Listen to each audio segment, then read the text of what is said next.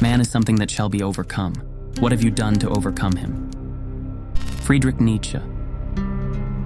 There's a moment in Tarkovsky's Stalker where three men finally reach the room. This mythical place where your deepest desires supposedly come true. But when they arrive, nobody enters. They sit at the threshold, paralyzed. Not by fear of failure, but by something far more terrifying. Fear of getting exactly what they think they want. What if what you think you want isn't what you actually need? What if the very act of wanting it reveals something about yourself you're not ready to face? Most people spend their entire lives like those men at that threshold. They talk about extraordinary lives, dream about breaking free, fantasize about becoming remarkable. But when the moment comes to actually step through, they hesitate. Nietzsche understood this paralysis. He looked around at the people of his time, comfortable, secure, following prescribed paths, and saw something deeply unsettling. They weren't afraid of failing. They were afraid of their own potential. What have you done to overcome him? Not improve him, not optimize him, not make him more successful or more comfortable. Overcome him.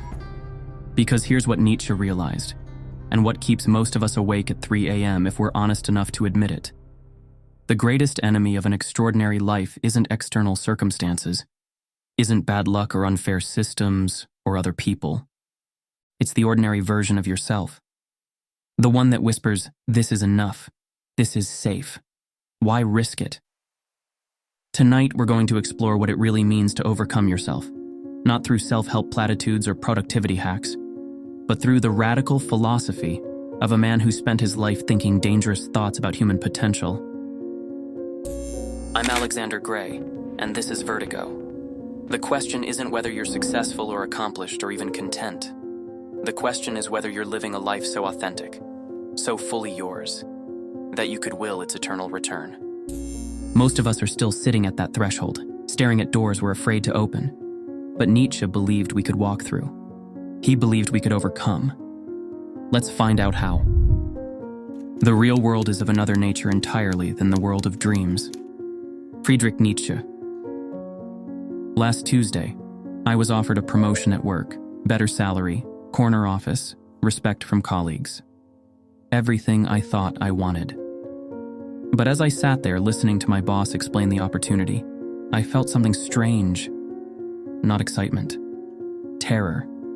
Because I realized this was exactly the kind of success that would make it impossible to ever become who I'm supposed to be. I turned it down, and I still don't know if that was wisdom or cowardice. There's something haunting about that moment in The Truman Show, when Truman finally touches the wall of his world.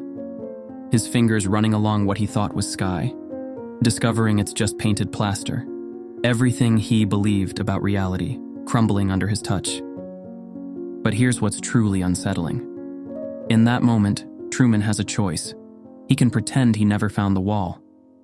Go back to his comfortable life in Sea Haven. Continue the performance. Or he can walk through that door into a world he knows nothing about. Most of us, if we're honest, would choose the dome. It's like Theodore and Her, sitting alone in his apartment finding more connection with an AI than the humans around him. But here's what I'm starting to understand. He wasn't running from connection.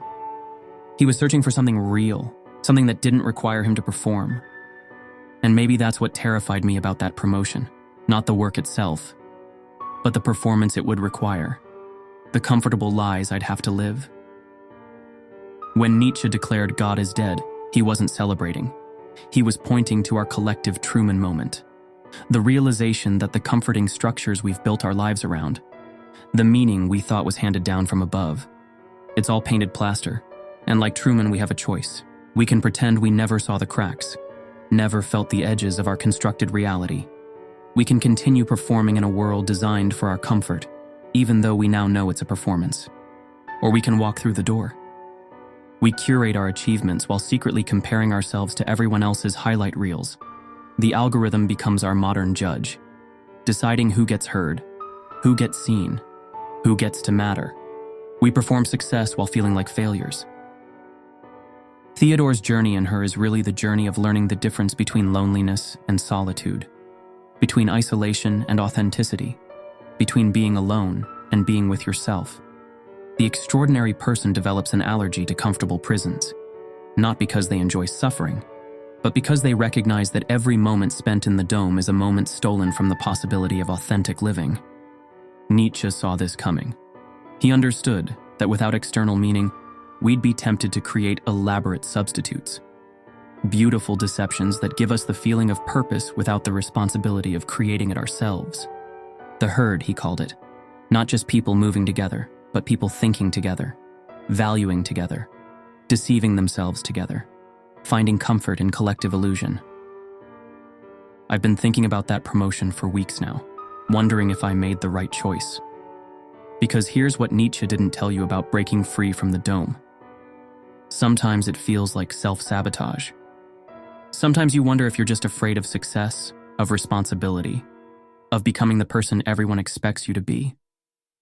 Maybe I didn't choose authenticity. Maybe I just chose fear. But here's what I keep coming back to. The moment you choose reality over performance, truth over beautiful deception, something inside you that you didn't even know was sleeping begins to wake up. And once awake, it never goes back to sleep. Of all that is written, I love only what a person has written with his blood. Friedrich Nietzsche. Last year, I had to end a friendship that had lasted 15 years, not because of betrayal or anger, but because I realized we were both using each other to avoid becoming who we were supposed to be. We'd built this comfortable routine of mutual enablement, this beautiful prison of shared mediocrity, taking Nietzsche's hammer to that friendship, watching it crumble, sitting with the loneliness that followed. That's when I understood what he meant about writing with blood. Some transformations leave you bleeding, and I still don't know if I'm stronger for it or just more alone. There's a scene in Kurosawa's Ikiru that breaks me every time. Watanabe, this bureaucrat who spent 30 years pushing papers, sits in his office chair like a ghost. He's just learned he has stomach cancer, 6 months to live. And suddenly, he sees his entire existence for what it is. Not a life, but a performance of living. But here's what makes Ikiru extraordinary. Watanabe doesn't just accept this revelation in despair.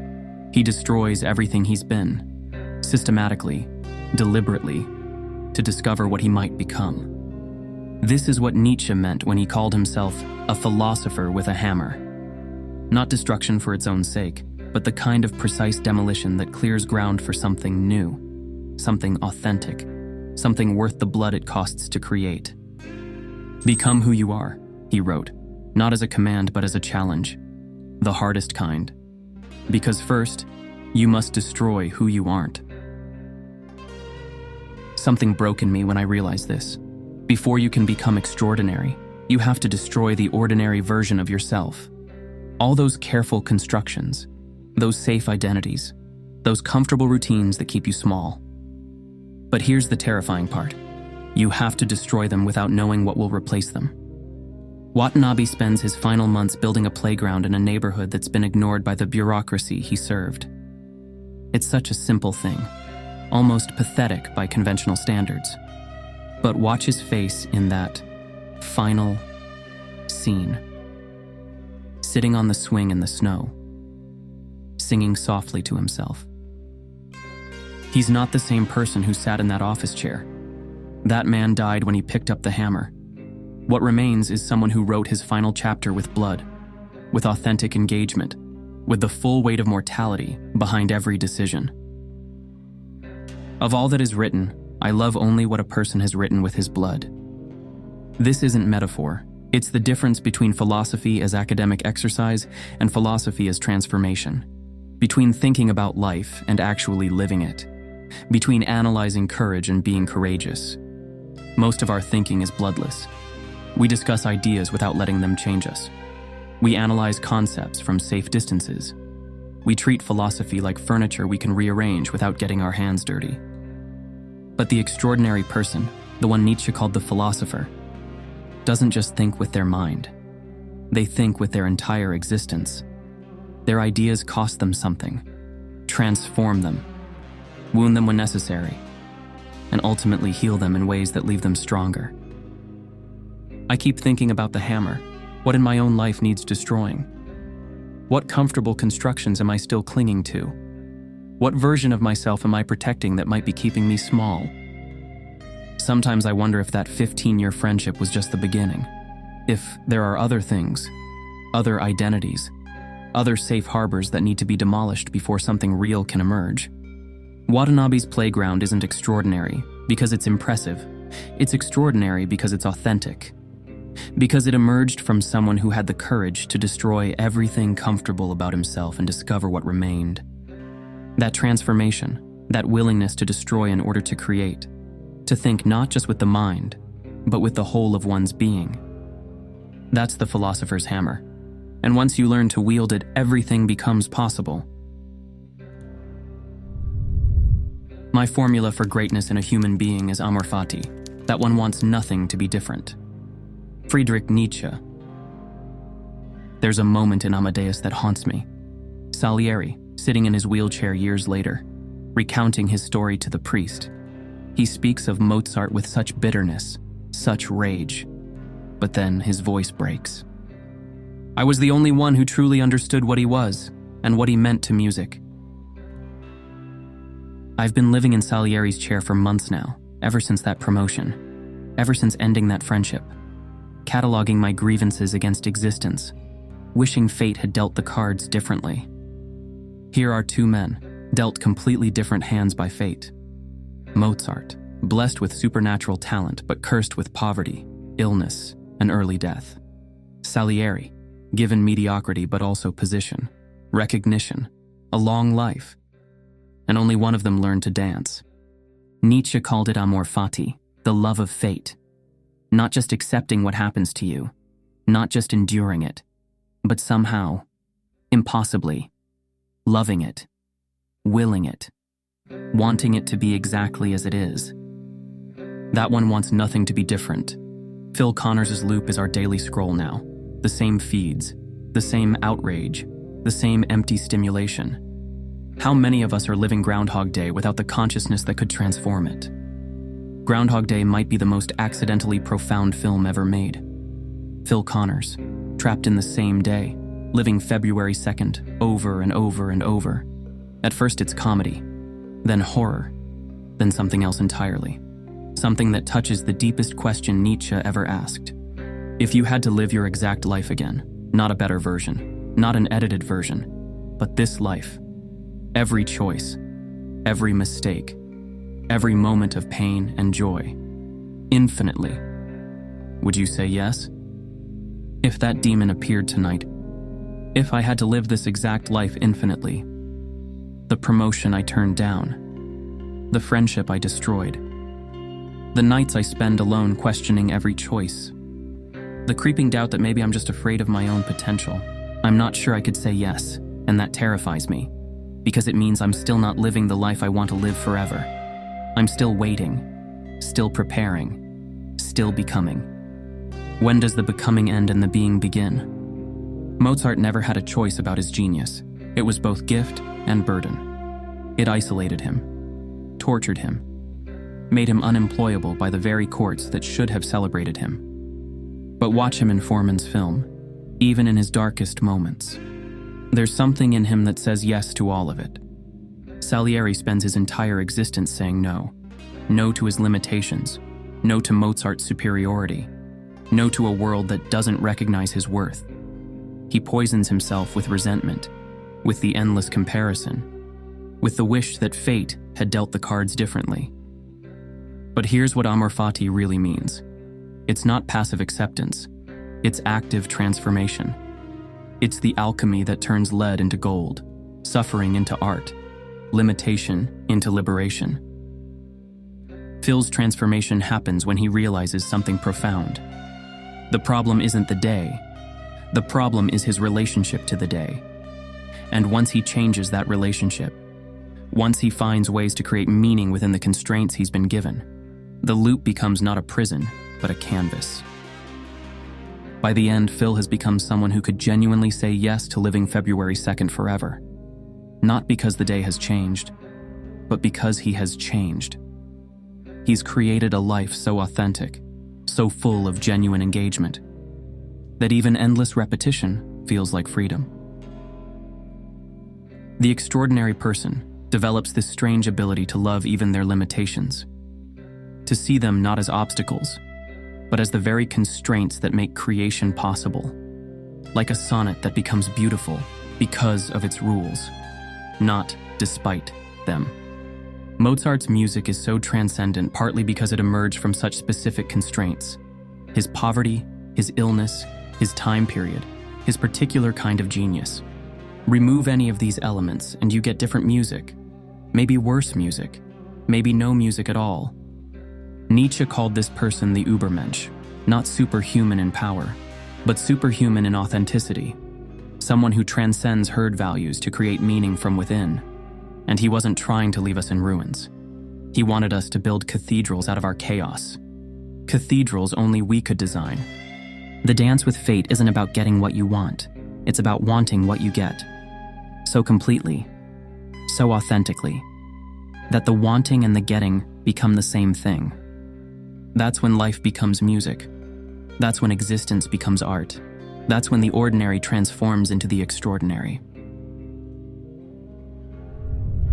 You must have chaos within you to give birth to a dancing star. Friedrich Nietzsche. We return now to that threshold, to those three men in Tarkovsky's Stalker, sitting at the edge of the room where desires come true, paralyzed by possibility. But something has changed, hasn't it?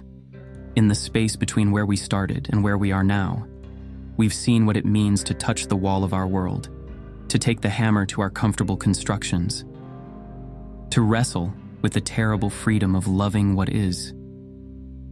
And maybe, just maybe, we understand now why those men couldn't enter the room. They were still hoping their desires would save them, still believing that getting what they wanted would somehow complete them, still looking for someone else to validate their existence. But the room isn't where you go to receive your deepest desires. The room is where you discover you don't need them, because you've become someone capable of creating meaning from whatever is. You must have chaos within you to give birth to a dancing star. The chaos isn't something to overcome. It's the raw material of extraordinariness, the uncertainty, the vertigo, the beautiful terror of freedom. These aren't obstacles to an authentic life. They are the life. Most of us spend our existence trying to eliminate chaos, to find certainty, to build unshakable foundations. But the extraordinary person learns to dance with the chaos, to find rhythm in the uncertainty, to create beauty from the vertigo. They stop waiting for permission to be extraordinary, stop looking for external validation of their worth, stop hoping that circumstances will change to accommodate their dreams. Instead, they overcome. They step through the door of the dome. They wield the hammer against their own limitations. They learn to love their fate. They live as if this moment, this choice, this breath might repeat forever. The question Nietzsche asked at the beginning hasn't changed. What have you done to overcome him? But maybe now you hear it differently. Maybe now you understand that the him you need to overcome isn't some external enemy, isn't society or circumstances or other people. It's the version of yourself that's afraid of your own potential, that chooses comfort over growth, that prefers beautiful deceptions to difficult truths, that waits for better conditions instead of working with what is. The threshold is still there, the room is still waiting, but you don't need to enter it anymore, because you've realized something profound. You've been extraordinary all along. You just needed the courage to overcome everything that was keeping you ordinary. The chaos is within you. The dancing star is possible. The choice is always now. I'm Alexander Gray. This has been Vertigo. Let yourself fall.